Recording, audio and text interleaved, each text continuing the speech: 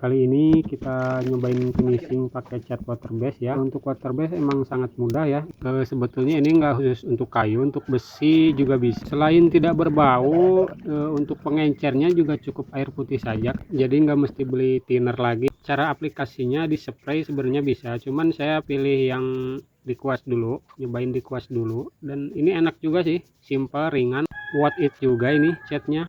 Hasilnya cukup halus ya. Saya suka hitam dopnya ini cat.